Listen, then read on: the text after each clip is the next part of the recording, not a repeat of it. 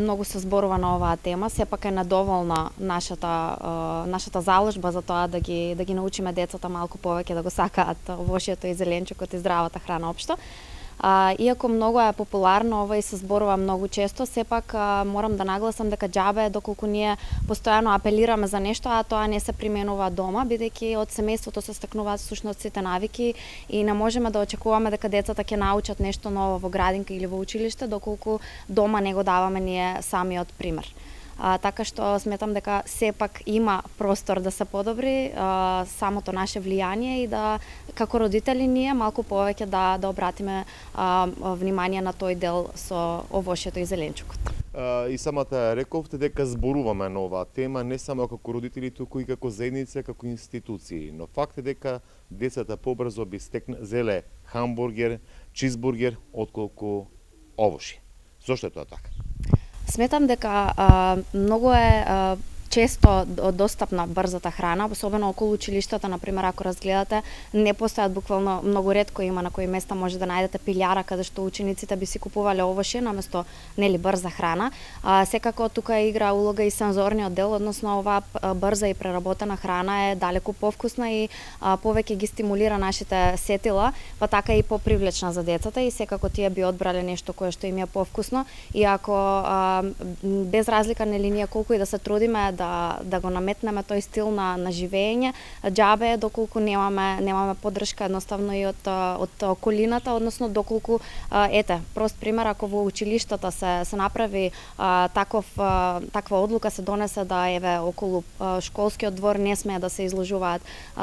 брза храна и сендвичи, тогаш би било навистина поубава опција, односно учениците не били имале некаков посебен избор, односно би јаделе поздрави опции. Што треба да направиме за во иднина да ги смениме тие навики? Рековте и родителите и училиштата, што конкретно мора да преземеме како чекори да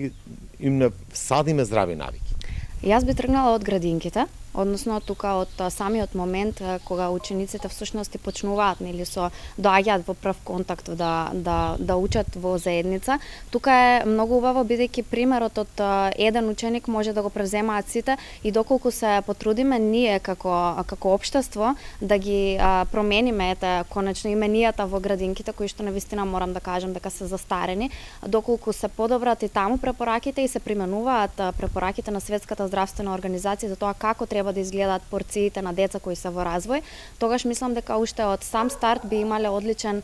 почеток и основа за понатаму да продолжиме да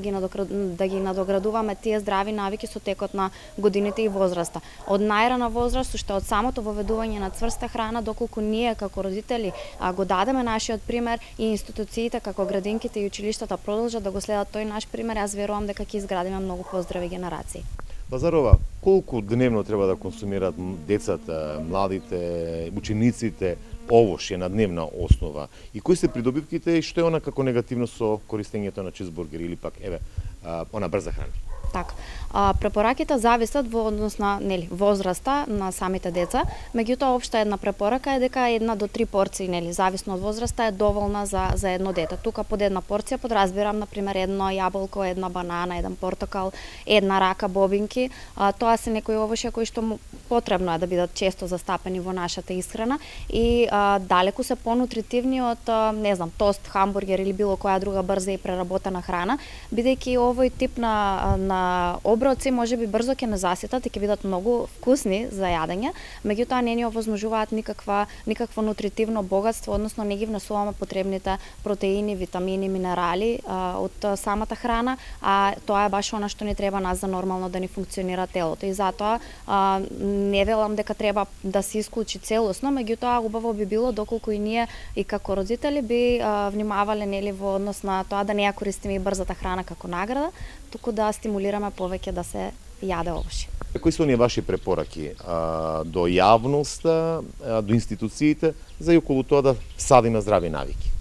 Да почнеме од себе, од дома, уште од самиот момент на воведувањето на цврста храна, кога најмногу стимулираме да се јаде овошје и зеленчук, тоа да продолжи и понатаму и нели да не биде само во тој краток период додека бебето да порасне, па после да се свртиме кон малку понездравите грицки, туку да стимулираме да се јаде и